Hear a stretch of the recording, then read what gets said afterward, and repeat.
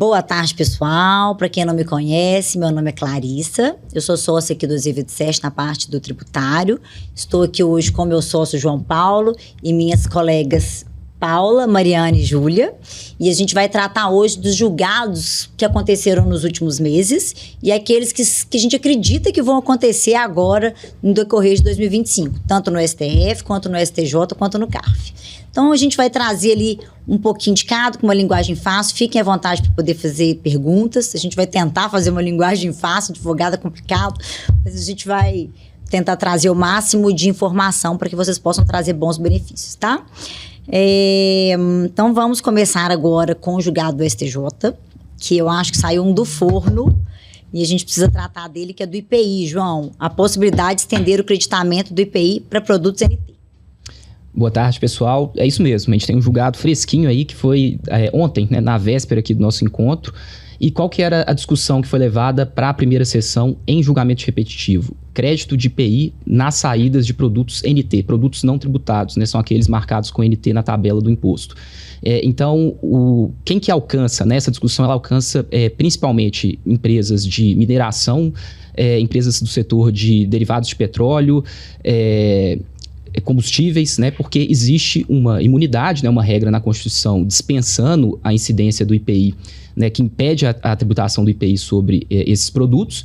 Então, é muito comum, né, que eles vão ter aquisições tributadas pelo IPI e saídas, né, que são desoneradas, mas especificamente desoneradas nessa classificação do NT, não tributado, que é quando a Receita Federal entende que impede o creditamento, né, um crédito que poderia ser usado para fins de ressarcimento ou compensação. E então, foi analisado ontem no STJ, né, um entendimento, a boa notícia é que foi favorável para os contribuintes. O STJ, ele na verdade reafirmou um entendimento de um julgamento que ele já tinha no finalzinho de 21, da primeira sessão, só que lá em 21 não era ainda em repetitivo. E à época, né, a PGFN até chegou a pedir a modulação dos efeitos da decisão. Isso foi rejeitado, né? A gente até acha que não é mesmo o caso ali de ter modulação, mas ontem foi julgado só o mérito. A gente sabe que ainda podem vir aí embargos de declaração para que isso seja pleiteado, né?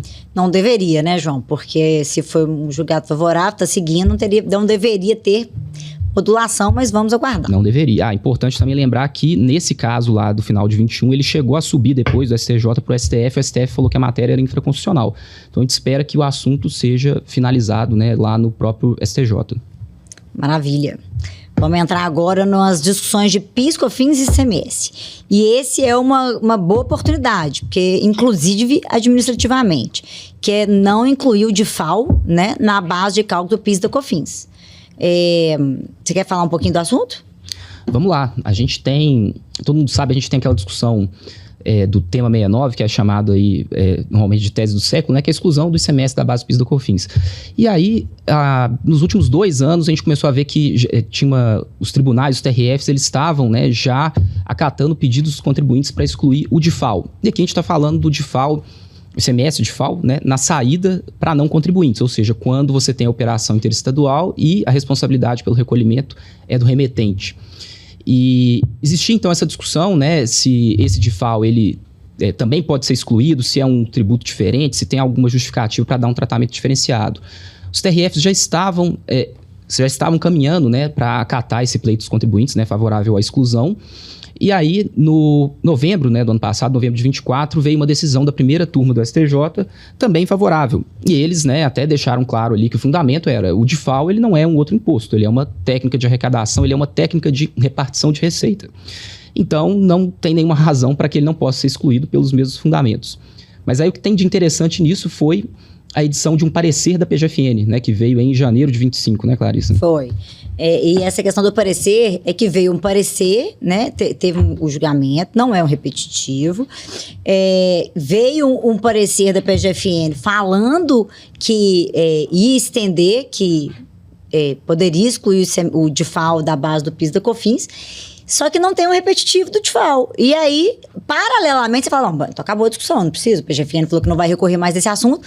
Não, só que agora tem tá havendo um movimento no tribunal, né, no STJ, para avaliar se vai ou não julgar esse assunto em repetitivo. Então você fica assim, tá, então eu preciso julgar no repetitivo para quê? Se a própria Procuradoria, que é quem recorre em favor da União, falou que não vai recorrer, né? Então a gente fica naquela situação, quem é mais conservador é melhor entrar com a ação, porque vai que há o julgamento e há alguma modulação maluca, né? Por outro lado, o parecer foi muito bom, né? O parecer, ele fala, ele se remete àquela modulação do 69. Sim. E aí é que é o pulo do gato que eu estava falando da possibilidade de recuperação administrativa. Se você parar para pensar, se a gente pode analisar com mais detalhes, claro, e caso a caso, se o seu processo não acabou, tem mais de 5 anos, de repente vale a pena tentar incluir ali o valor do DIFAL, inclusive na habilitação referente ao seu processo do ICMS na base de cálculo dos COFINS. Porque a própria PGFN está falando que é a mesma coisa. Sim. Então, assim, acho que é um ponto que a gente deveria avaliar com calma, caso a caso, porque pode haver uma maximização de resultado aí para todo mundo. Isso demanda atenção, porque a PGFN, né, esses pareceres que a gente está falando aqui são aqueles que incluem o tema na lista de dispensa de recorrer, que aí também hoje a legislação permite o alinhamento da Receita.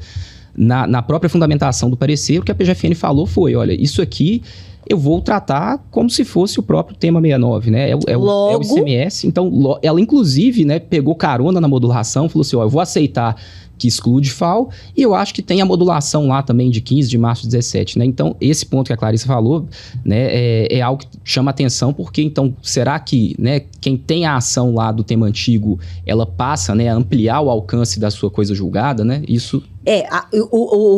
A má notícia desse tema é quem já tem a ação há mais de 5 anos transitado julgado, você não consegue pegar aquele período todo. A gente vai ter que pegar os últimos 5 anos. Mas quem não tem, tem muita gente ainda que tem ação em trâmite, tem muita gente ainda que tem ação que transitou há menos tempo. Dá para fazer um aditamento aí dessas habilitações. Eu acho que é de se avaliar, tá? Eu acho que existem uns riscos inerentes. A gente pode esclarecer isso depois no caso a caso. Mas tem um ponto que não foi favorável, né, Paula? De outro tema também envolvendo PIS, COFINS, ICMS. Tem sim, gente. Boa tarde. Eu vou falar aqui um pouquinho, né, do julgado também do STJ, que ele decidiu pela inclusão do PIS e da COFINS aí na base de cálculo do ICMS. Só lembrando aqui que esse pedido, né, ele é o inverso da tese do século, né, do tema 69, que o STF decidiu favoravelmente aos contribuintes para a exclusão aí do ICMS na base do PIS e da COFINS. Esse pedido foi inverso e ele foi julgado desfavorável, né, por ausência aí de previsão legal e também pelo fato de que o PIS e a COFINS eles configuram um repasse econômico e não jurídico, como no caso do ICMS. Então, ontem também, né, a gente teve um julgamento aí dos embargos de declaração, que o contribuinte opôs aí nesse julgamento e ele foi rejeitado. E a gente espera aí, né, deve vir aí um recurso extraordinário. Ou vai se acrementar desse jeito e pronto, né? A gente acredita que daqui a pouco vai transitar isso aí também, né? Vamos aguardar. E teve mais tema, né, de ICMS? Tem mais tema de ICMS. A gente teve um julgamento também do STJ também, tá? De inclusão aí da TUS e TUS na base de cálculo do ICMS, né, as tarifas aí de transmissão e distribuição de energia elétrica. O julgamento ele foi desfavorável, mas ainda tem recurso extraordinário pendente aí de julgamento pelo STF.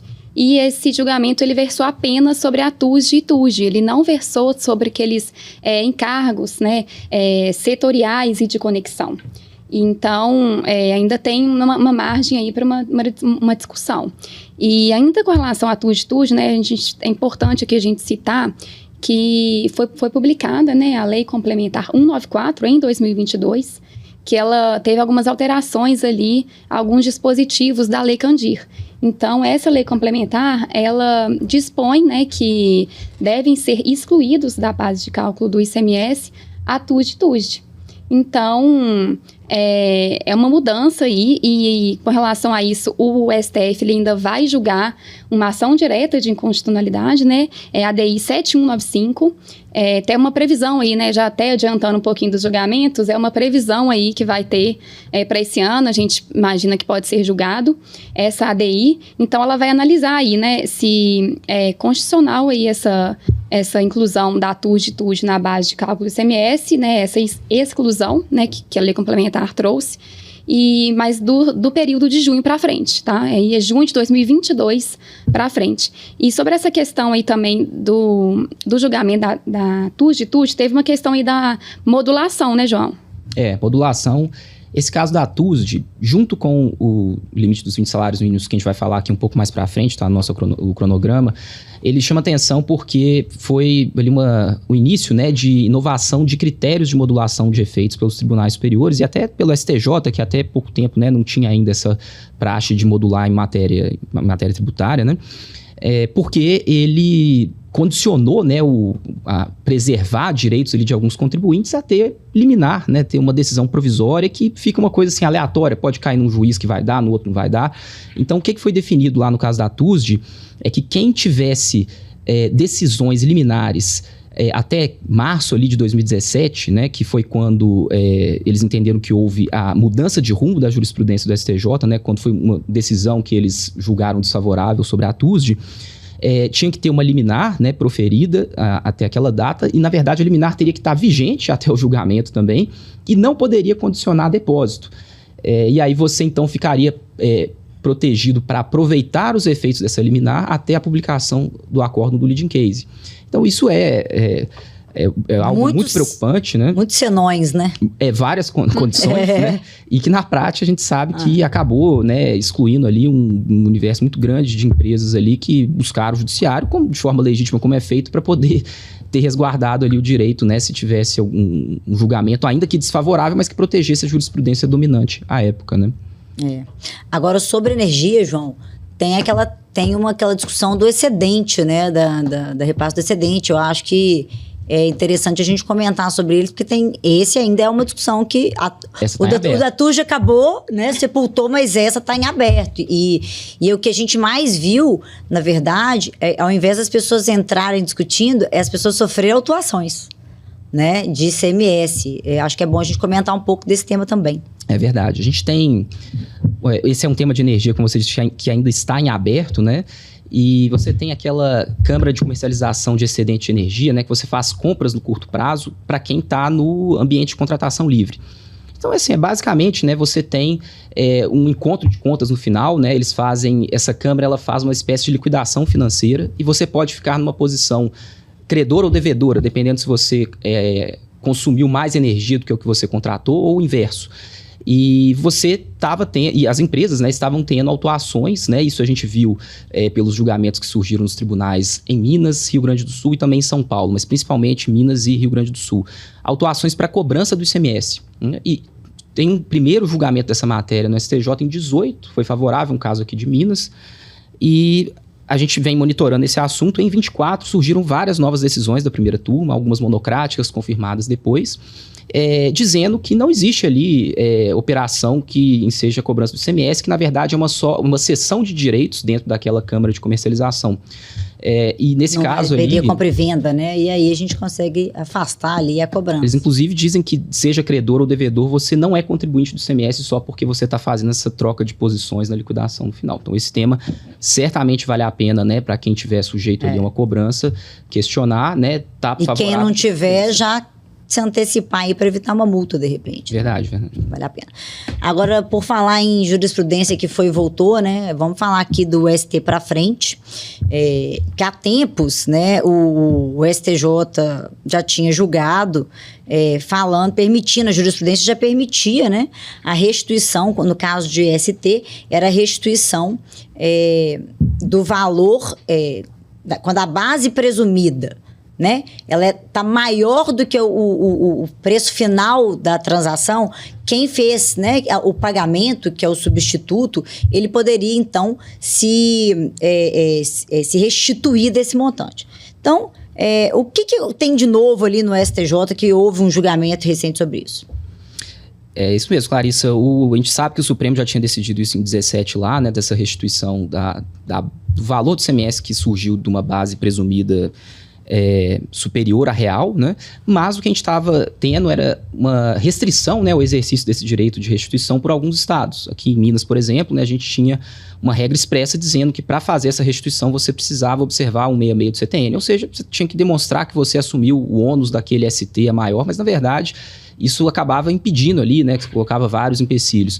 Então foi julgado no tema 1191 pelo STJ, especificamente, né, a aplicação ou não aplicação, como o STJ decidiu, do 166 nessa hipótese, né? E o STJ foi bem assertivo, né? Foi preciso ali em dizer essa situação em que o substituído, né, ele pratica ali a operação por uma base inferior, não faz nem sentido, né, ele ter que demonstrar que ele assumiu o ônus, porque quando ele vende, né, para uma base menor, ele já incorporou aquele custo na margem inferior da operação dele. Então o STJ fala, não faz sentido ele ter que demonstrar, e além disso, não se tem ali uma repetição de indébito que está ali tratada no 165 e 166 do CTN. Aquilo ali é um ressarcimento, logo o 166 fica afastado. Tanto é que depois desse julgamento, em outubro do ano passado, o próprio regulamento do ICMS de Minas foi alterado para excluir essa regra do 166.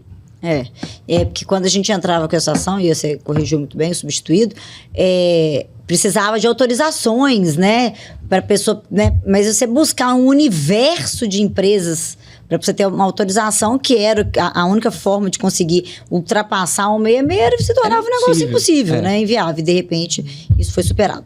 Mas vamos falar agora, Mariana, de um tema que eu adoro, né, que é do Stock Options, assim, é um tema que eu gosto muito, que é o 1226, que é o que, gente?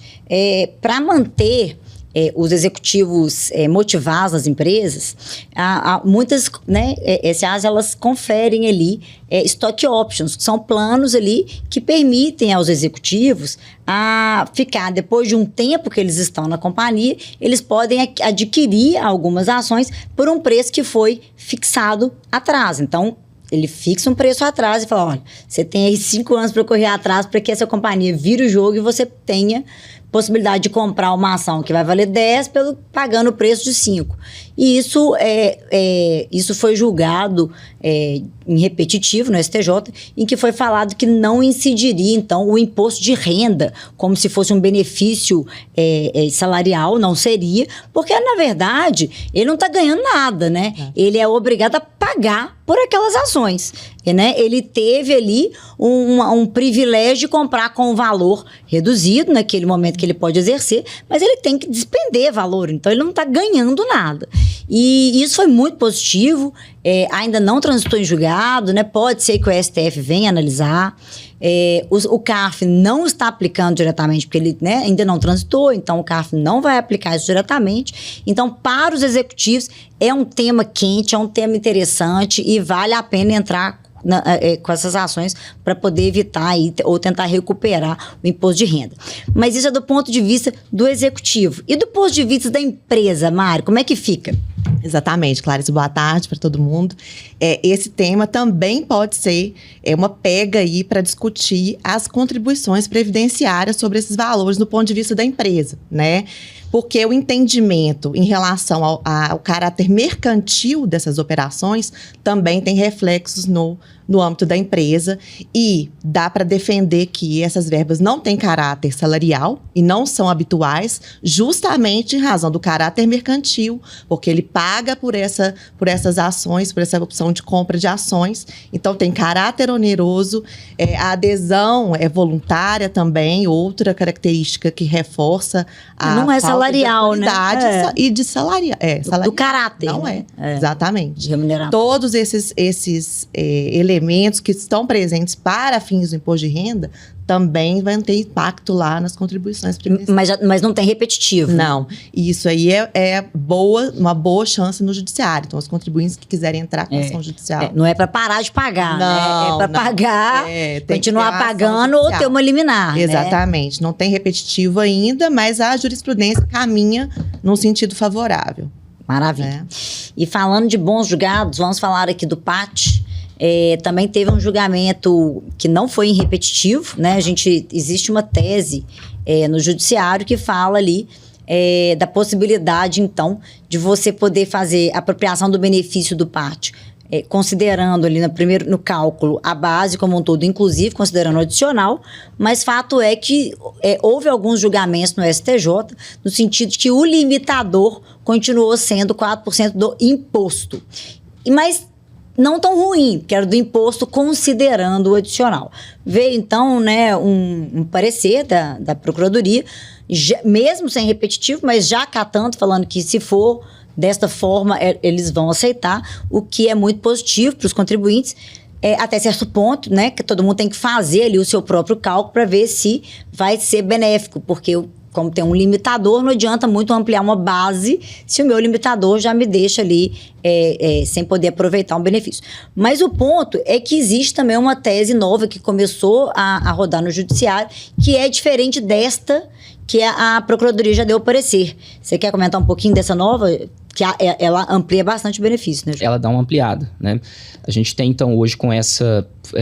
reiteradas decisões sobre essa matéria do pátio, como a Clarissa disse, a própria PGFN editou um parecer, né, reconhecendo ali que a jurisprudência estava consolidada. Então, nesse entendimento do STJ incorporado no parecer, a gente tem um ganho na forma de apuração que a Receita vinha adotando até então, que era fazer a segunda dedução do pátio, né, aquela a título de benefício do imposto, só que a Receita sempre, né, os atos infralegais que ela editava, determinavam que você considerasse só o imposto de 15% e não adicional de 10%, seja na apuração da parcela dedutível e também na apuração do limitador. E aí a gente tem um ganho, então, com esse parecer e o entendimento, mas ainda está em aberto, né? Ou seja, tem uma outra vertente de discussão do pátio, né? Uma nova tese, que é de que você possa seguir, né, o critério que a Receita vem adotando de fazer a dedução pelo imposto, mas que para calcular a parcela dedutível, né, que ela é a partir do gasto de alimentação pela alíquota do imposto devido, que você utilize o imposto a 25%, com adicional. Uhum. E também da mesma forma que você use o limitador de 4% do imposto a 25%, que o próprio STJ já reconhece, e também a PGFN. Então seria um passo, né, a mais... Anterior, né? Teria, então, ainda um ganho acima daquele que hoje se poderia... Já está reconhecido. Essa é uma tese interessante, ainda não foi julgada, pessoal. E vamos para o previdenciário agora, que é bem controverso, né? Paulo e Mariana vão tratar aí um pouco da parte previdenciária. Em relação à parte previdenciária, a gente teve alguns julgamentos, né, que muitos contribuintes apostaram, porque tinha uma perspectiva boa, mas que acabou sendo julgado desfavorável para os contribuintes, né? Uma delas foi o tema 1174, que versava sobre aquela questão dos descontos de vale transporte, vale alimentação e vale refeição da base de cálculo das contribuições previdenciárias de terceiros, né? E o que se defendia é que esses descontos têm a mesma natureza da parcela paga pelo empregador, né, que já é excluída por lei. Então, apostou-se nessa tese, mas o STJ disse que no caso dos descontos é diferente, que deve ser incluído no salário de contribuição e deve haver tributação. E teve mais favorável, né, Paula? Teve também mais um desfavorável aqui, que foi o tema 1170, né, também do STJ, né, Mari? E o STJ, ele definiu pela incidência da contribuição previdenciária sobre o 13º salário proporcional ao aviso prévio. Então, aqui é só importante um ponto aqui para não confundir, né? Esse julgado com aquele julgado do aviso prévio, né? Lá que há muito tempo já está pacificado que não há incidência de contribuição previdenciária sobre o aviso prévio que foi favorável aos contribuintes. Né? Nesse caso aqui, o aviso prévio indenizado, exatamente. Então, nesse caso aqui, ele foi desfavorável, tá? Ainda não transitou, teve um RE, agora parece que tem um agravo interno ainda para ser julgado, porque o RE, ele teve negativa de segmento, mas a previsão aí é que em breve... Não é boa não, em breve vai transitar também.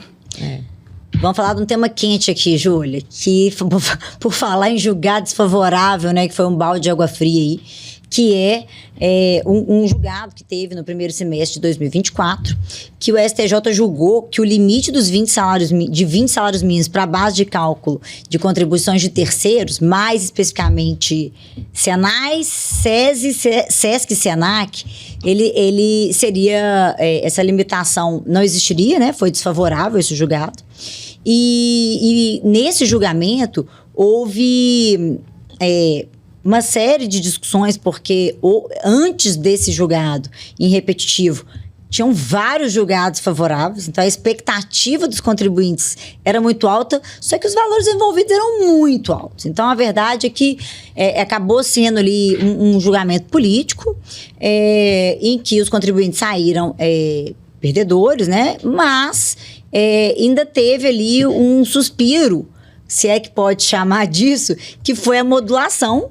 E a modulação foi a que o João tinha comentado agora há pouco, que foi, para mim, a pior modulação que se iniciou, né, o modelo de modulação que se iniciou nos tribunais superiores, que foi limitando ali uma série de questões e desta modulação, vários outros penduricários começaram a surgir de discussões. Conta um pouquinho dessa parte da modulação, Júlia, pra gente. É isso mesmo, Clarissa. Boa tarde, pessoal.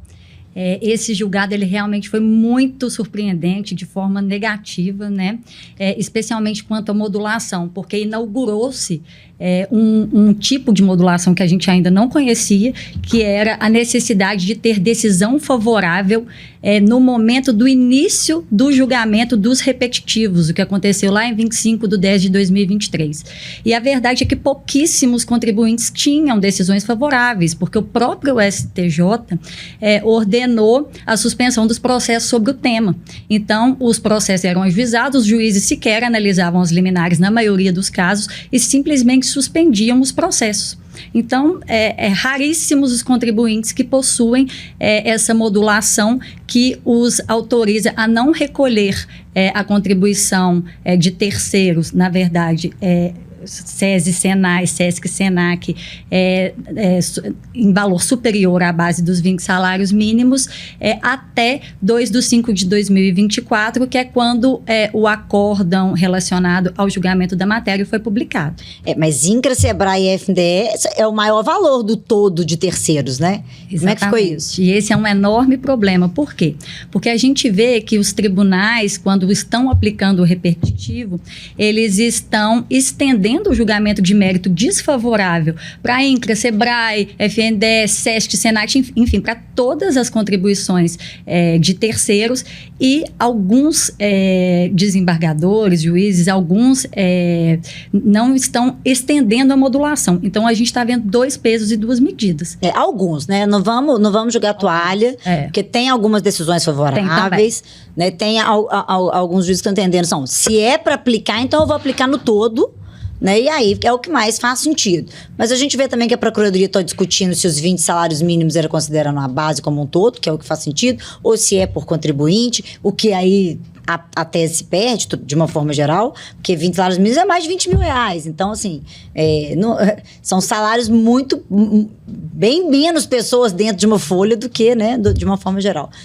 É uma expectativa de julgamento que está para acontecer e vamos aguardar as cenas aí. Né? Nesse momento, né, Clarissa, a gente tem um embargos de divergência da Fazenda, que está buscando afastar a modulação ao entendimento de que não tinha julgados do STJ favoráveis antes da tese, antes do julgamento dos repetitivos, o que na realidade não é o que acontece, são vários julgamentos, e tem também um recurso extraordinário dos contribuintes lá nos repetitivos, que é na realidade para afastar essa limitação de ter decisão favorável no início do julgamento da tese para ter a modulação.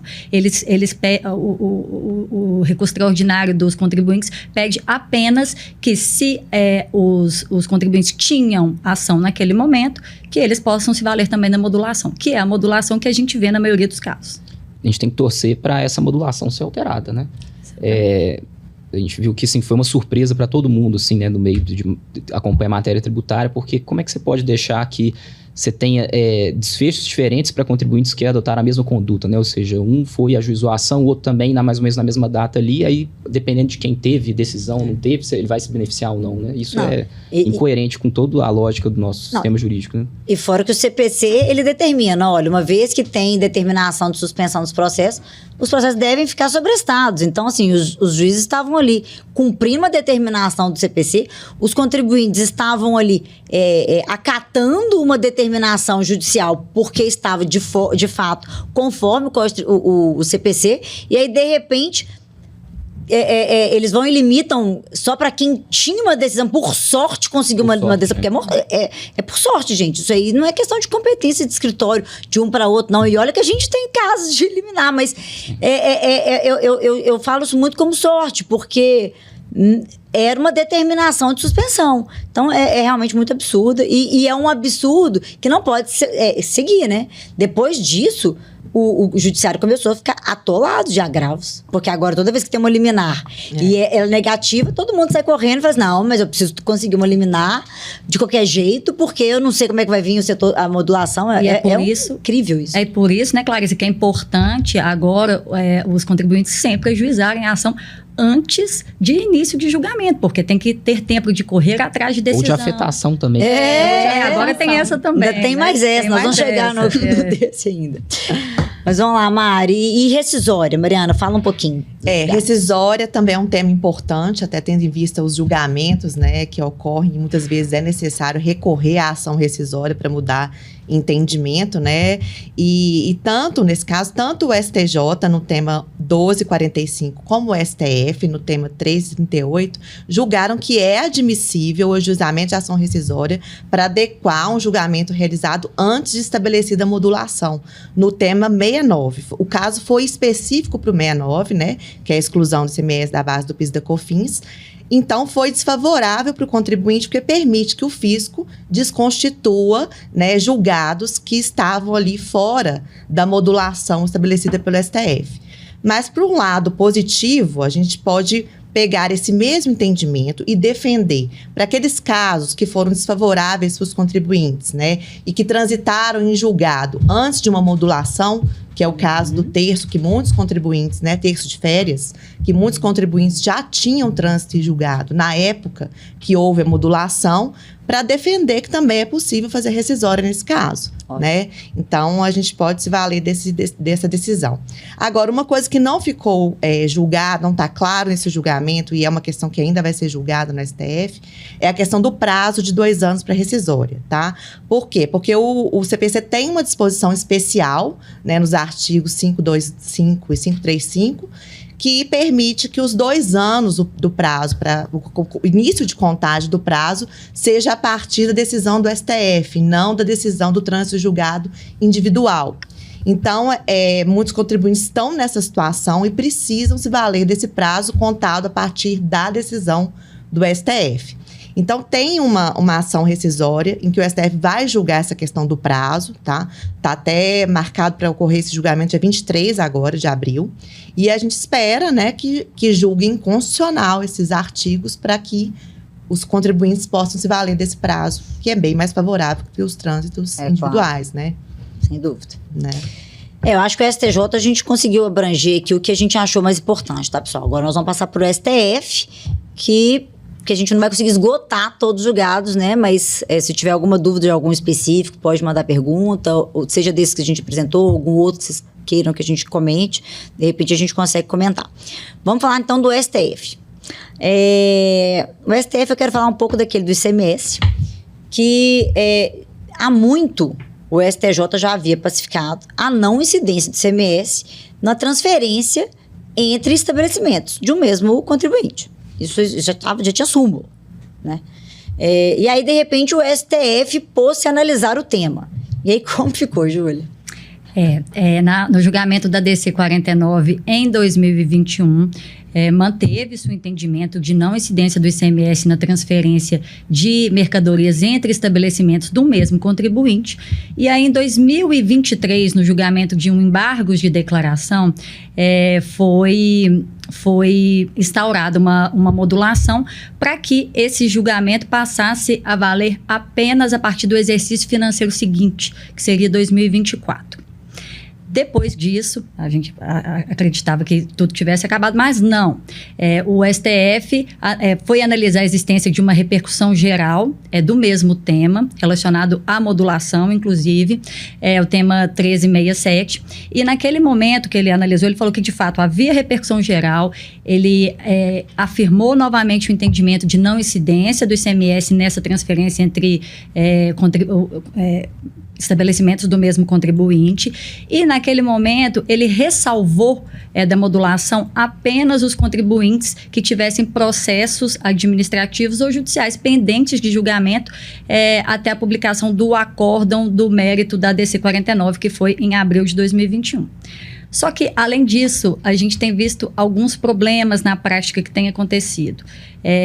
Alguns contribuintes entenderam que a partir do julgamento do mérito da DC 49 lá em 2021, independente deles terem ou não ação judicial ou processo administrativo, eles não precisariam mais continuar recolhendo o ICMS nessa transferência entre estabelecimentos próprios e foram autuados, estão sendo cobrados e, de fato, para esses casos, não há defesa em razão do que o STF determinou, né? Então, assim, as chances são muito baixas de êxito. Júlia, alguns contribuintes, e a gente viu também em casos do Judiciário, né? O Tribunal de Justiça de São Paulo estava validando esse entendimento, né? A gente até estava conversando um dia e comentando que essa repercussão geral, ela é um julgamento para explicar a modulação da ADC, né? E se vocês forem ver a súmula do julgamento dessa repercussão geral, eles praticamente repetem o que está lá na ADC. Então, assim, o pulo do gato mesmo está no resto do voto, a fundamentação, que eles estão explicando isso. Olha, não significa que quem deixou de pagar o ICMS lá antes de 24 não pode ser cobrado. Então, eles tiveram que fazer uma repercussão geral para explicar o alcance da modulação, né? Quase um embarque de declaração.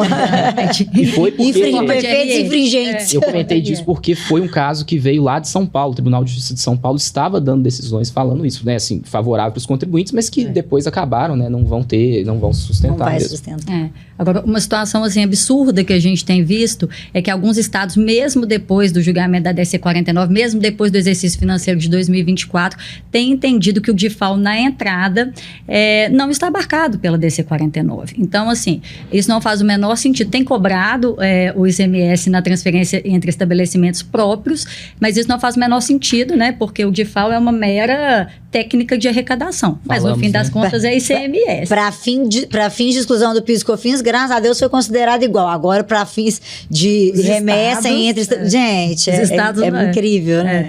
Tem estado que acata, obviamente, mas tem estados, principalmente no Nordeste, que não estão acatando. E tem também a questão do crédito, né, João? Da manutenção dos créditos nessa transferência. Convênio, né? É verdade. Na DC 49, né, além de julgar ali a matéria central, que era a não incidência, né, do ICMS nas transferências, o STF também definiu, né, que nessa remessa o remetente poderia manter os créditos das entradas, né? Ou seja, ele explicou que aquilo não era uma hipótese de estorno de crédito por saída não tributada, porque era um mero deslocamento físico, né? E também teve aquela determinação de que os estados teriam que regulamentar a forma de transferência de créditos, e se não regulamentassem até data tal, em 24 seria automático. Mas o ponto a gente sabe que depois veio, né, teve um convênio, depois veio o convênio 109, em outubro de 24, e o convênio, então, ele passaria a disciplinar ali a transferência de crédito. Então, assim, operações que eles tratam como não tributadas, mas que você teria transferência de crédito nessas remessas entre estabelecimentos. E apesar de, né, tanto a ADC 49 prever que você poderia manter o crédito, né, e as alterações ali na Lei Candir também que foram feitas preverem isso, a gente viu no convênio 109... ele corrigiu um equívoco ali do convênio anterior ao passar a permitir que a transferência fosse facultativa, né? Ou seja, você poderia optar por transferir ou não, na maneira que ele foi escrito. Mas ele tem uma redação ali que acabou sendo perigosa, porque ele falou que o crédito, no estado da origem, ele poderia ser mantido no limite, né? O estado teria que assegurar só o crédito que fosse a diferença positiva entre o destaque na operação interestadual, pelas alíquotas interestaduais, e o crédito da entrada. Então, vamos supor assim, se você tinha um crédito que entrou a 18, né, e você deu uma transferência destacando 12, aí você teria a diferença ali do 6, né? Só que você tem também a possibilidade de não transferir. E aí ficou em aberto assim, quer dizer que se eu não transferir nada, eu não tenho crédito nenhum, então eu vou perder aquele crédito da entrada? E parece que isso era um entendimento, né, que alguns estados estavam adotando. Acho que Mato Grosso estava fazendo assim, Mato né, Grosso, Júlia? sim. Né? E isso tem também, algo que tem que ser dado atenção para isso, né? Isso está sendo questionado, está sendo levantado, né? Nos parece assim, você teria que ter o entendimento de que essa diferença positiva é só quando você optou por transferir. Agora, você não pode perder o seu crédito todo da entrada quando você não usou a opção de transferência de crédito. Né? E o mais sério disso é que alguns contribuintes não têm crédito suficiente da entrada para transferir. Então, eles estão tendo que transferir, eles estão tendo que tributar essa operação para poder gerar crédito e transferir para o estabelecimento. Mas isso tem como entrar com a ação judicial e a gente tem uma expectativa que seja que a justiça seja feita. Sim. A gente falou Mato Grosso, Minas Gerais. A Secretaria da Fazenda fez um manualzinho, um passo, ele explicou várias coisas e, pelo que lembro, também indicava que poderia adotar esse mesmo entendimento. E Mato Grosso também fez Mato Grosso fez também o manual, fez. Bom, mas vamos falar de coisa boa então, gente. Vamos falar que tivemos bons julgados envolvendo a tributação sobre herança, né, Mariana? Isso. Tivemos uns julgamentos importantes envolvendo herança que são indispensáveis para os planejamentos sucessórios, né, Clarice? O primeiro desse tema foi o tema 1214, que é o tema envolvendo a tributação dos planos de VGBL e de PGBL pelo ITCD, tá? Na hipótese de morte do titular do plano. Em dezembro de 24, o STF finalizou esse julgamento e julgou inconstitucional a incidência do ITCD sobre os repasses nos planos de VGBL e PGBL. Houve até embaixo declaração do fisco tentando atribuir modulação nesse caso, mas o STF rejeitou, tá? Então, está mantida aí a possibilidade de recuperação dos últimos 5 anos para aqueles que entraram com a ação e agora, daqui para frente também, né? Para todos os contribuintes. Mas, nem sempre tudo é tão fácil, né? E os estados, como eles não estão automaticamente vinculados e eles precisam adequar as legislações internas, muitos estão resistentes em relação a isso, ainda estão cobrando e não tem uma previsão de adequar esses procedimentos e as legislações. Então, para afastar nos casos concretos, ainda precisa de ação judicial, né? Estão esperneando, né? Esperneando. Saíram notícias aí que eles se juntavam no grupo de procuradores ou representantes dos fiscos estaduais e eles estavam usando ali algumas justificativas. Falaram, acho que a gente não vai cumprir, não. Exato. Mas a gente também tem que ficar atento aí que com a reforma tributária algumas alterações vão acontecer. Mas teve a questão também da imposto de renda. Teve também. Esse é um julgamento importante, que não é repetitivo, mas que já tem uma divergência entre as duas turmas do STF, né? Que é a questão da tributação pelo imposto de renda em casos que há transmissão de bens por causa-mortes ou por doação ou antecipação de herança, né? E em que essas operações já foram tributadas pelo ITCD. Né? Então, o que se discute é porque o Fisco Federal entende que a diferença positiva do valor de mercado e o valor declarado deve ser considerado como ganho de capital e, portanto, tributado pelo imposto de renda. E os contribuintes defendem que não pode, porque, nesse caso, não tem acréscimo patrimonial e também seria uma bitributação pelo fato de já estar incidindo o imposto do ITCD. Né? E a primeira turma tem um julgamento favorável, uma decisão unânime recente, né? Reconhecendo que tem dupla tributação nesse caso e que também não tem acréscimo patrimonial, mas a segunda turma tem um posicionamento divergente. Então, o fisco já interpôs embaixo de divergência e essa que é a expectativa também de julgamento aí, porque aí o STF vai uniformizar a jurisprudência, né? No pleno, julgando aí esses embaixos divergentes. E nada impede que depois ele resolva fazer um repetitivo. Também, aí a gente porque aguarda se ele vai lá e julga, pelo menos coloca uma modulação e tal, mas não, pode acontecer, a gente já viu casos que tem... Pode afetar a qualquer momento. Pode afetar. A gente já viu, porque os embargos de divergência, só para esclarecer aqui para quem está nos assistindo, que às vezes não sabe, é quando as duas turmas que julgam, né, de direito público, que julgam o tributário, uma tem um posicionamento e a outra tem outro. Então, não pode, obviamente, está tudo dentro do tribunal. Então, eles vão lá e fazem, então, esse embargo de divergência para poder uniformizar.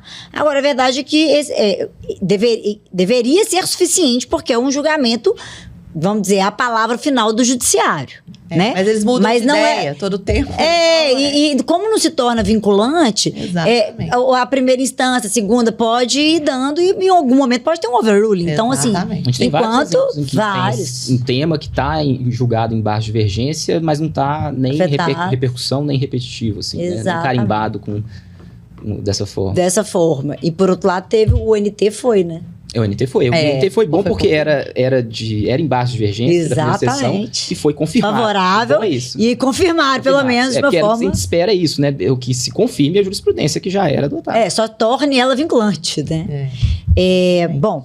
E sobre o ISS, João, aproveitando o gancho aí que você está falando, teve aí um julgado sobre a questão do ISS sobre encomenda, né?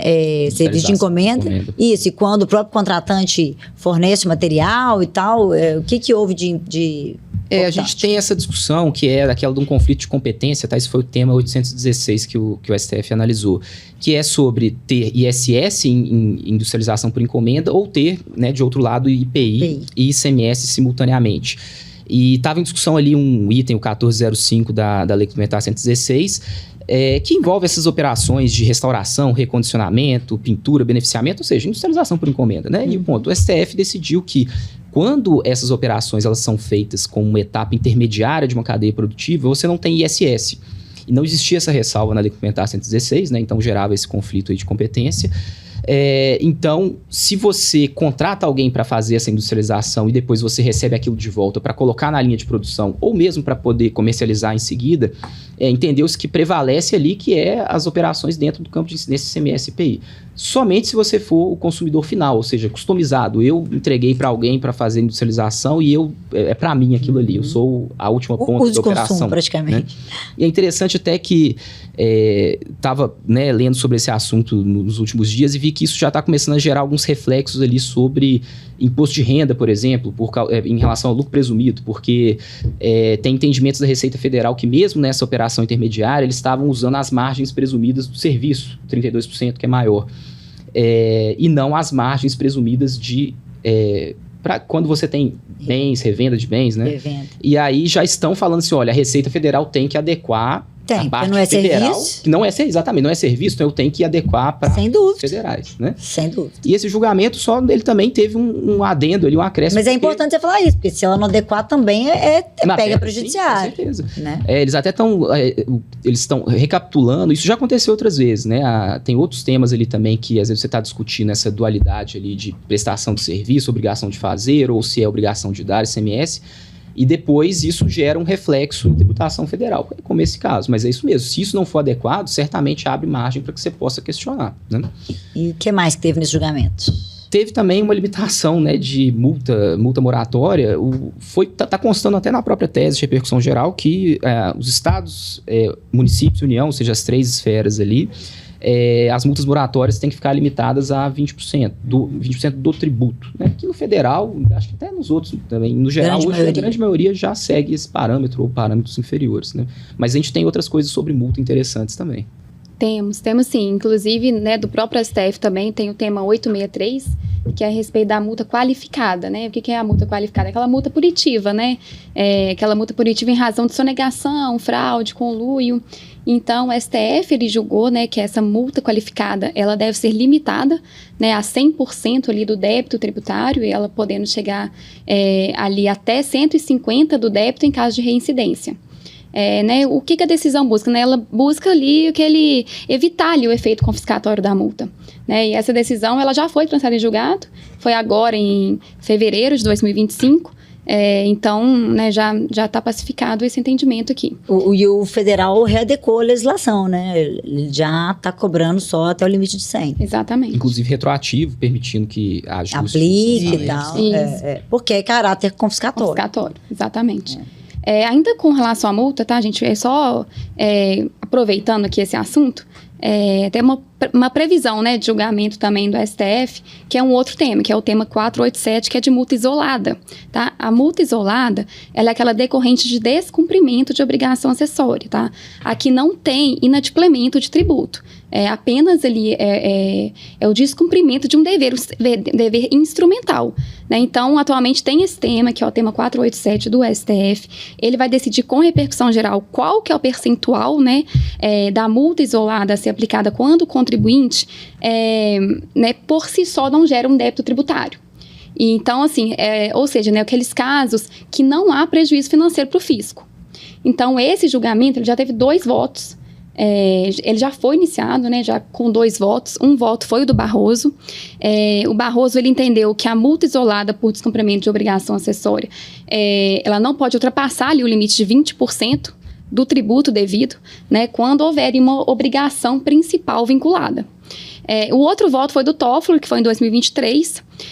O Toffoli já apresentou uma tese mais ampla, ele dividiu ali em 2 situações, né? Ele considerou uma situação ali quando houver o tributo ou o crédito tributário, né, vinculado ali, ele limitou a multa a 60% do tributo e podendo chegar até 100%, tá, em casos mais graves.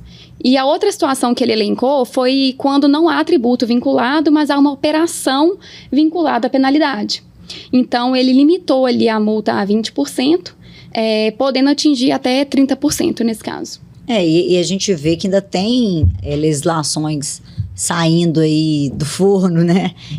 Com valores muito maiores. E então, esse julgamento ele vai ser muito importante para colocar aí um teto realmente nessas cobranças que descumprimento de obrigação acessória, principalmente quando não tem um ônus, né, financeiro ali para nenhum prejuízo. Pro ente, né, não faz muito sentido ter um ônus tão grande ali para o contribuinte.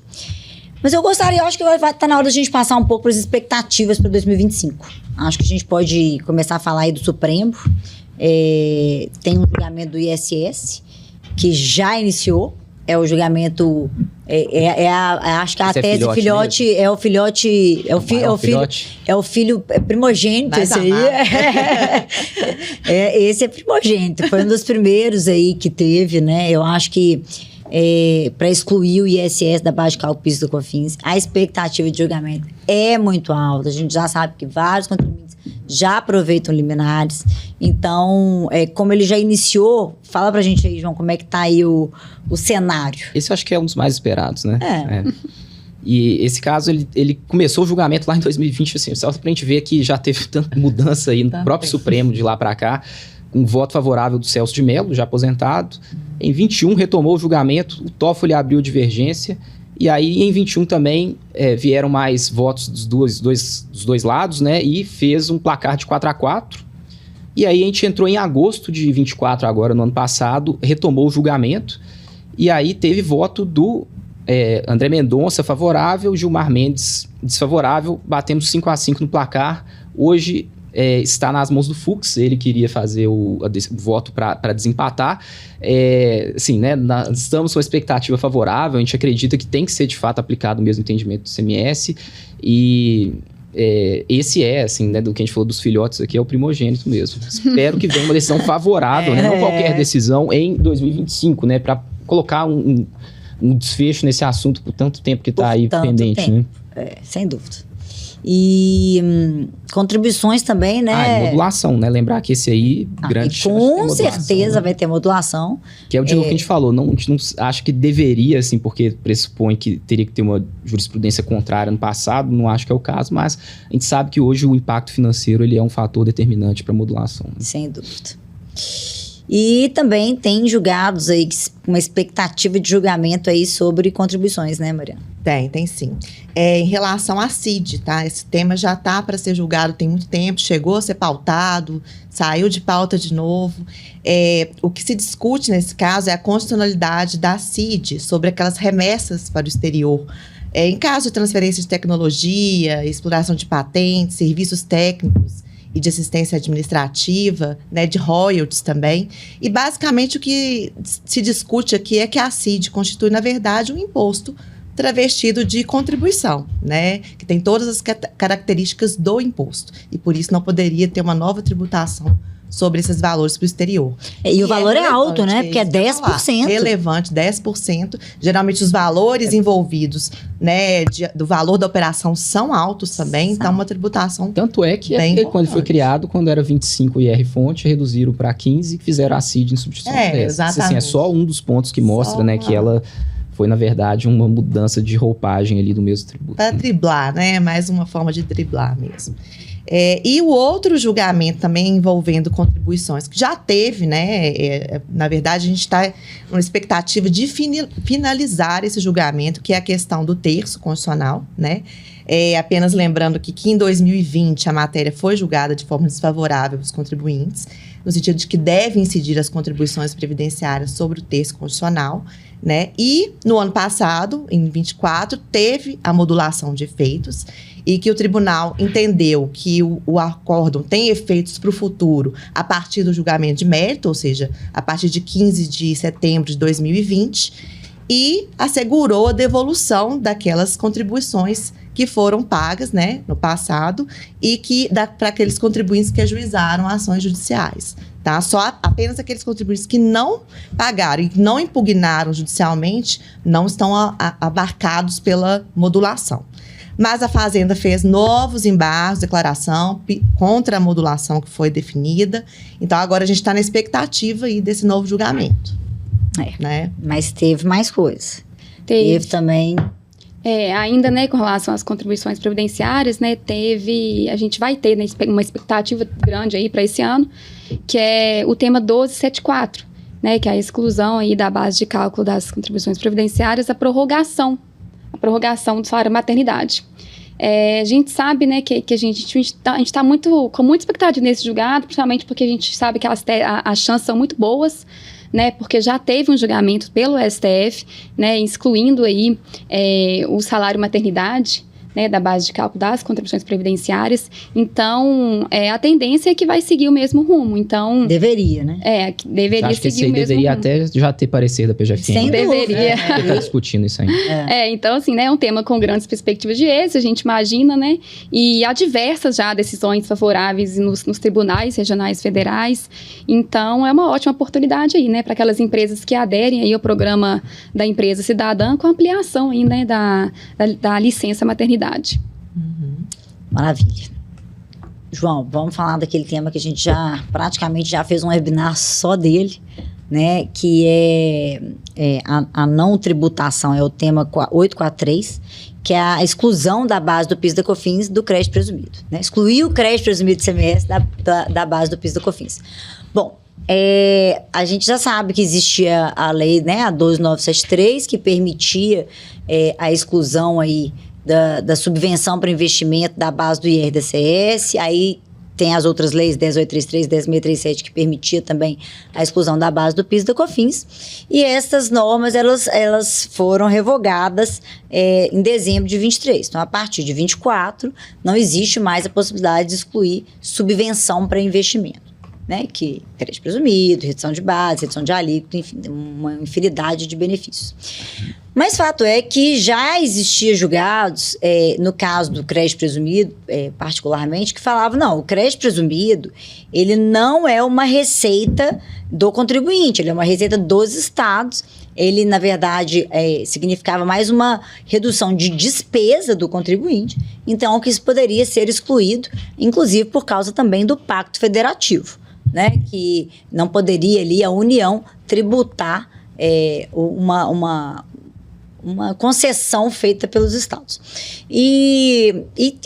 Né, houve julgamentos favoráveis tanto para imposto de renda, ICSL, quanto para fins de PIS e COFINS.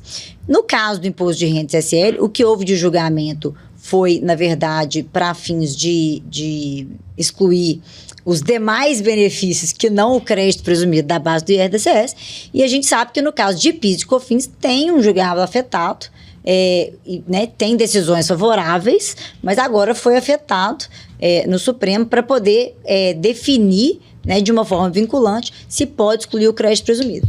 Então, eu queria lembrar, primeira coisa, que não tem nenhuma... Essa mudança de legislação, ela não trouxe nenhum impacto, porque, mais uma vez, o que se discute é se o crédito presumido é ou não base para tributar, né, por PIS e COFINS. Então, não importa se não existe mais a possibilidade de excluir a subvenção para investimento da base do PIS e da COFINS. Não é essa a discussão. Não se discute subvenção para investimento. Se discute se crédito presumido é ou não receita tributável pelo PIS e COFINS. Então, assim como também se discute para a questão do IRDCS. Então, o que a gente gosta de deixar claro é que os contribuintes podem ainda discutir, podem pleitear os últimos 5 anos, podem ainda, caso que ainda tenha um efeito presente e futuro, porque o que se sabe também é que a Receita Federal, ela entende que uma receita e que deveria ser tributado, né? Então, que essa discussão... Tem usado em favor assim, né, nos pedidos dela, esse argumento de que a lei 14.789 mudaria o cenário, que é o que você explicou tudo aí, que não tem nada a ver, a subvenção. Exato, mas ela tem a tendência, né? Ela tributa, ela exige e precisa entrar com ação judicial, porque senão você está descumprindo a legislação. É isso. E é isso que a gente espera que seja analisado, né? Lá no Supremo nesse tema aí, a análise vai ser de caráter constitucional, não tem nada a ver com Lei 14.789, e é o que você falou, IRCS também, no STJ está lá na Comissão Gestora de Precedentes para reafirmar aquela jurisprudência lá do RESP de 2017, e tudo indica que vai ser favorável mesmo de novo, né? Um caso ali de sessão que seja reafirmado em repetitivo. E quem já tinha ação, João, só para recapitular esse assunto, que é uma pergunta que todo mundo costuma fazer, mas eu já tinha ação pedindo para excluir o crédito presumido antes dessa mudança da lei da subvenção. A pessoa precisa entrar com nova ação? Não, a gente entende que não, porque os fundamentos da ação, né?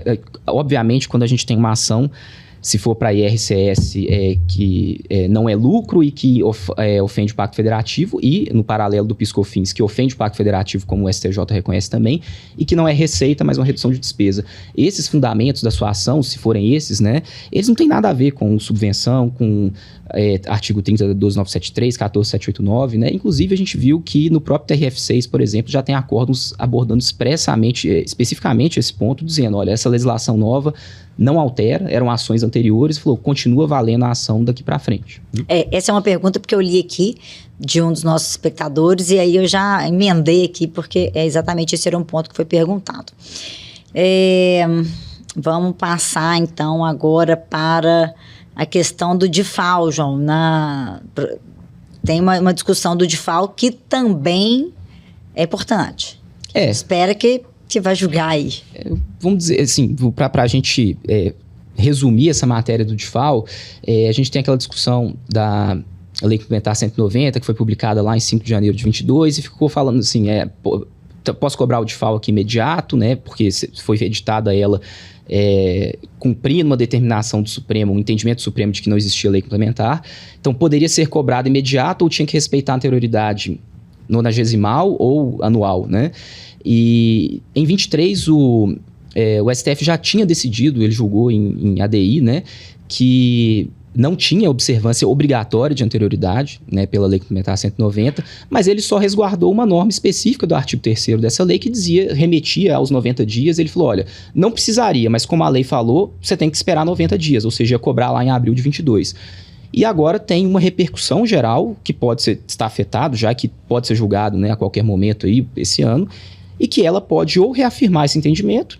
Agora, foi um placar apertado na época, 6-5, e teve mudança de composição no Supremo também. Pode ter alguma surpresa no meio disso. Tá, eu vou passar agora para o STJ, na expectativa de julgamento agora com relação ao STJ. Tem um julgado importante, que sobre o Senai, Paula, você podia comentar com ele para todo mundo, que são empresas grandes. Sim. A gente tem uma expectativa aí, né, no STJ de julgar aí o tema 1275, tá? Que é o adicional ao Senai. Então, o que é? É exigido das empresas, né, que possuem mais de 500 funcionários, além daquela contribuição compulsória de 1%, um adicional ainda de 0,2% aí sobre o salário de contribuição. Teve um decreto, né, no qual o Senai, né, ele fundamenta a sua legitimidade, né, para a constituição e cobrança desse adicional de 0,2%, ele foi revogado. Então, com a revogação desse decreto, os contribuintes passaram aí a questionar judicialmente a legalidade dessa cobrança, porque ela continuou sendo feita.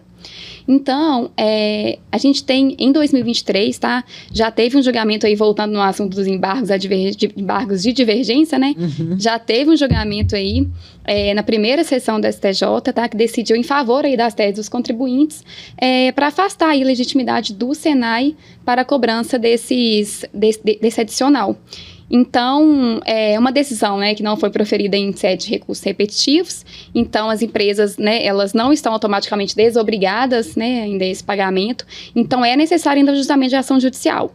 Então, é uma boa oportunidade para aquelas empresas que possuem mais de 500 funcionários, né? E a perspectiva de êxito é boa e pode gerar um benefício aí bem interessante. E tem mais outros 2 aí também que a gente espera, né, Júlia? Um deles é o tema 1276, que é outra tese filhote do tema 69, né? Que é a não incidência do CPRB na base de cálculo do PIS/COFINS. E o racional é o mesmo. A CPRB, ela não é receita do contribuinte, ela é receita da União. Então, portanto, ela não tem que ser incluída na base de cálculo do PIS e da COFINS. E não é o oposto, né, Júlia? Não Porque é o tem oposto. a tese oposta que perdeu.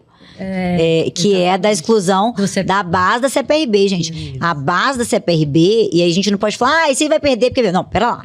A base da CPRB, quando perdeu porque tem um entendimento de que a CPRB é um benefício tributário. PIS/COFINS está longe de ser um benefício tributário. Então, esse a gente tem uma expectativa, né? Tem uma boa expectativa, né? Porque, de fato, se usar o racional do ICMS, do ISS, que a gente espera também que seja favorável, não é receita do contribuinte, não deve ser tributado pelo PIS e pela COFINS.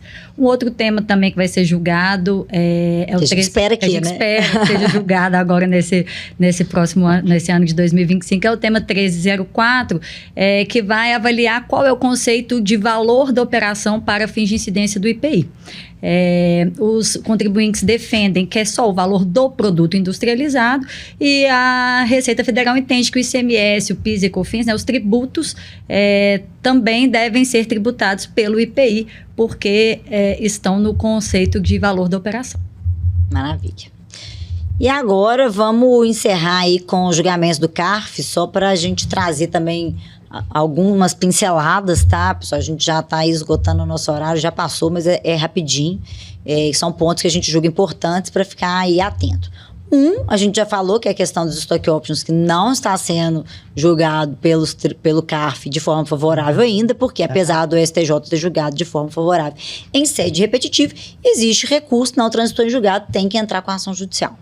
Pejotização, João Paulo, a gente gosta muito desse tema, a gente já discutiu bastante sobre ele, temos vários casos aqui no escritório, que é ali poder ou não ter a tributação na pessoa física, né? A gente tem dos dois lados, mas a questão da pessoa física poder ou não prestar serviço através da sua pessoa jurídica, né? Porque existe uma legislação que fala que eu posso, que a pessoa, uma pessoa jurídica, ela pode prestar serviços, inclusive especialíssimos, técnicos, personalíssimos, e é que a tributação seria ali na pessoa, como pessoa jurídica fosse, porque seria prestado pela pessoa jurídica. Tipo consultoria, a gente já viu julgados de arbitragem, enfim. E nesses casos, a gente está vendo ali que ainda está tendo uma resistência, tem alguns julgados favoráveis no CARF, tem alguns julgados desfavoráveis no CARF, mas a verdade é que essa lei, ela foi julgada constitucional pelo Supremo em sede de ADC, sim, falando que ela é constitucional, a ADC 66, falando essa lei que permite que serviços técnicos sejam julgados, ainda que prestados de forma personalíssima, possam ser tributados como PJ, e a Receita, então, muitas vezes ela tenta falar que na verdade era uma simulação e que é um serviço prestado pela pessoa jurídica, pela pessoa física. Ela tenta escapar muito, inclusive, da norma, né, do artigo 129. Totalmente. Ela fala que não aplica, né, que na verdade aqui é questão de fraude. E é claro que aplica exatamente o texto da norma que foi declarado constitucional pelo Supremo, e o que a gente vê é que tá havendo várias reclamações junto ao STF, felizmente favorável, falando não, existe a norma e ela precisa ser aplicada. Isso é um ponto importante, que às vezes a empresa fica, né, um funcionário ali que não é funcionário, muitas vezes é um consultor, e ele quer ali redução de custos, é um planejamento tributário totalmente lícito, e que ele pode se beneficiar daquilo, e que fica com receio ali da autuação. Que ela pode vir, que a autuação pode vir, ela pode vir. Mas que tem umas boas expectativas realmente de cancelamento, a gente tem, né, João? Sim, essas reclamações do Supremo, a gente viu que elas têm afastado tanto os casos em que é desconsiderado, né, aquela contratação de pessoa jurídica e eles tratam como se fosse relação de emprego, né? Mas a gente tem também situações em que a Receita não chega a falar que é relação de emprego. Ela fala, olha, ele é um executivo, por exemplo, um administrador e é um prestador pessoa física autônomo, né? Porque você vai acabar tendo na prática ali quase todos os tributos iguais, o imposto de renda também seria de pessoa física, você pode ter contribuição previdenciária também. O Supremo já tem recebido casos envolvendo esse tipo de profissional, né? Que são típicos de profissionais autônomos, também tem mantido a linha dele de falar que, pela livre iniciativa, liberdade de organização do trabalho, que a norma lá, ela está em conformidade com os novos tempos, as novas relações de trabalho, que você não está obrigado a seguir o modelo necessariamente de CLT, que você tem essa liberdade de seguir a lei e prestar por meio de uma pessoa jurídica o seu serviço. Tem mais julgados aí no CARF de imposto de renda que você acha que vale a pena comentar? A Ju, a gente comentou por alto aqui, né, Júlia? Tem mais ou menos de incorporação quase... de ações no ganho de capital. A incorporação de ações no CARF, ele está majoritariamente desfavorável, né? Que é uma situação em que, normalmente, o acionista pessoa física, ele é titular de ações de uma empresa, e aí a lei de SA 6.404 permite que uma outra SA adquira a integralidade dessas ações, elas então incorporadas, a outra empresa se torna uma subsidiária integral, e aí você tem a troca de ações, né? Você tinha de uma, passa a ter da outra, e aí o fisco entende que você tem um ganho ali de capital pela diferença de valor de mercado, mas a boa notícia é que no judiciário tem saído decisões favoráveis, então não é um assunto assim, para considerar como está perdido ou nada do tipo. No CARF está tendo uma tendência maior contrária, mas dá para discutir sim. E a ágil, Júlia?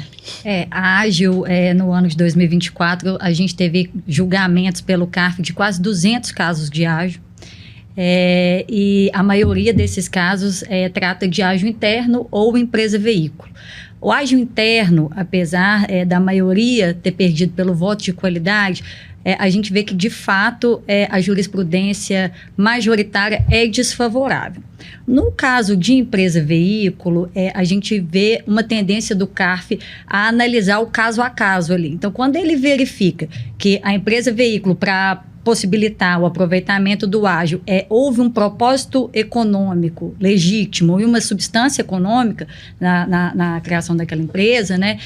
Eles têm analisado a documentação, há uma documentação robusta que demonstre isso, a operação societária ela foi estruturada, eles têm analisado e têm dados, os julgados têm sido favoráveis aos contribuintes. Empresa veículo comporta mais discussão e eles vão analisar caso a caso, né? Eles ainda usam muito esse conceito do propósito negocial, substância econômica, né? Às vezes dão de nomes diferentes, mas a ideia eles querem saber se teve uma razão ali do negócio para aquilo acontecer, né? Exatamente. E denúncia espontânea, Paula? Eu acho denúncia espontânea bom a gente comentar, porque sempre ficou uma dúvida, né? Se aplica no caso de pagamento, parcelamento, compensação, como é que funciona, como é que o CARF, no final das contas, sepultou aí com súmula? O CARF, né, ele aprovou, né, uma súmula aí, e ele, na verdade, ele aprovou para se adequar, né, à jurisprudência aí do STJ, no sentido de que a compensação, ela não equivale a pagamento aí para fins de denúncia espontânea. E era engraçado porque a decisão do STJ era nesse sentido, limitando, falando que não podia, e tinham decisões do CARF favoráveis. E ele falou assim, mas então, como é que inverte a ordem, que normalmente você pode perder no administrativo, vai ficar o judiciário, lá era assim, você tinha que era melhor ficar no administrativo. Exatamente. Bom, gente, eu acho que a gente já até ultrapassou o nosso prazo aqui, a gente vai encerrar. Eu queria agradecer a todos, né? Espero que a gente possa ter aí esclarecido alguns pontos, apresentado alguns benefícios que vocês podem aí, aplicar na empresa de vocês. E a gente gostaria de lembrar que a gente tem um canal no LinkedIn que chama Central Tributária. Na Central Tributária, a gente consolida todos os nossos artigos, pílulas, briefings, então tudo. Webinars, então tudo que é do tributário, né, seja no âmbito da consultoria, seja no âmbito do contencioso, fica concentrado ali no Central Tributária, vale a pena seguir para vocês ficarem atualizados sobre tudo que a gente está trazendo aí para mantê-los bem ativos aí no tributário. Só lembrando também, Clarice, que a gente, né, semestralmente, a gente faz um compilado aí dos julgados, né, semestrais, então a gente faz aí um compilado bastante completo com os julgamentos importantes que tiveram nos tribunais superiores e no CARF, então fiquem de olho aí nas nas nossas redes aí, que a gente sempre está divulgando aí os materiais. E futuramente esse nosso bate-papo aqui, ele vai estar disponível também no YouTube, tá? Para quem quiser assistir, né? Não conseguiu assistir conosco ao vivo. E a Paula levantou essa questão dos relatórios, inclusive esse é o nosso primeiro webinar, em que a gente traz ali os julgados sobre esse ponto, e a expectativa, né? A nossa intenção é seguir aí de 6 em 6 meses, ou pelo menos uma vez por ano, trazendo esse overview para vocês. Muito obrigada e uma boa tarde.